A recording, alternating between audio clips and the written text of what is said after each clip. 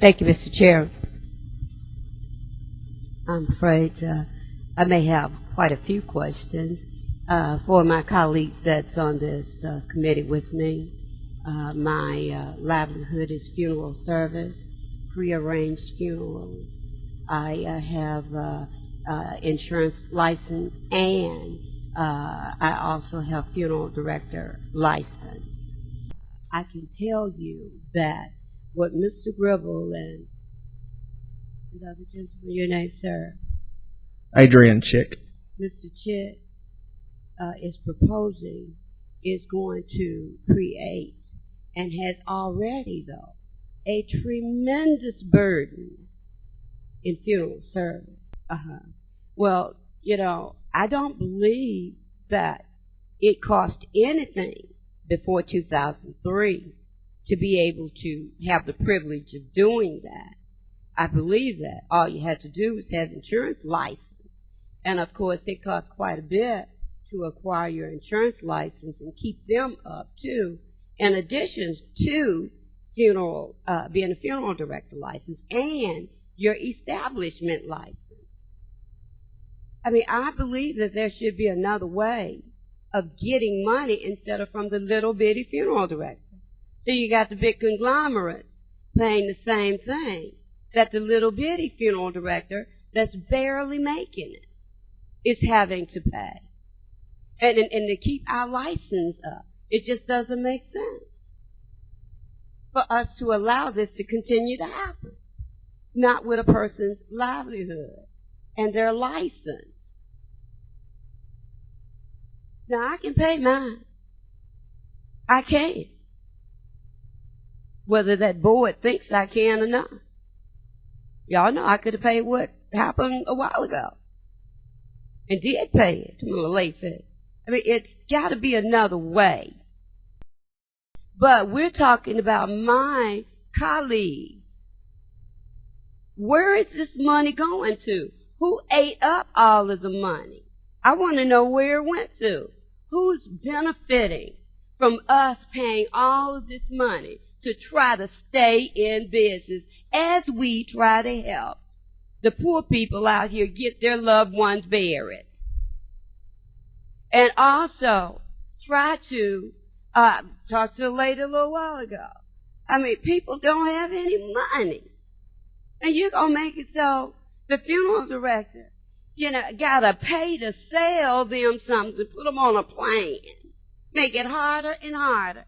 And for us to keep our license up too, as we try to help the poor people. My colleagues, they can't hardly afford to be a member of the professional associations. And then we're going to let state fees eat us up and put us out of business. It's not fair, colleagues. Just as it wouldn't be with you all's license.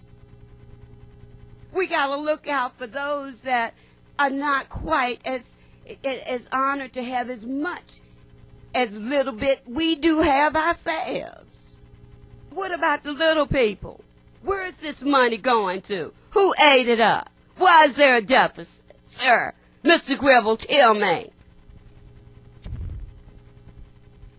Mr. Chairman, ladies and gentlemen of the committee, some of the things Senator Ford are talking about are two different.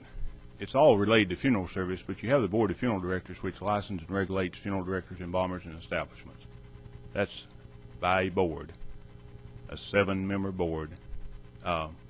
Then the part that we're here before you today is on burial services. And in that part, that's a commissioner-operated program to where we audit and regulate the pre-need sellers, the funeral establishments that are selling pre-need to individuals, and the cemeteries where the commercial cemeteries are selling lots. I still would like to know how the deficit happened. Where did the $1 million deficit come from? How did it come about?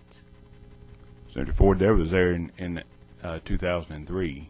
It was accumulated to that point in 2003. And since that time, we've had, as most of you from Shelby County are aware, Forest Hills and the situation that's happened there. We've had a cemetery where we've had a lot of problems with in Shelby County, and a lot of those charges are charged back to burial services because of investigative costs and things like that. And that's where a lot Because of one cemetery? Because of one person doing something wrong, then all of us pay for it? When you've got a licensed insurance agent and you've got licensed funeral directors, what has to be regulated? I'm sorry. I think we're already regulated. What are you talking about?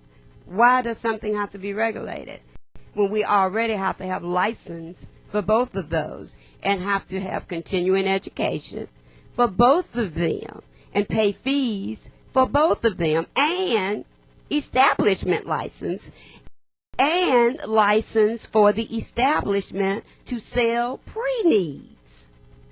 So now you're saying, in addition to my insurance license that I have to keep up and my funeral director license, I gotta pay you all another $150 in order to be able to sell anything.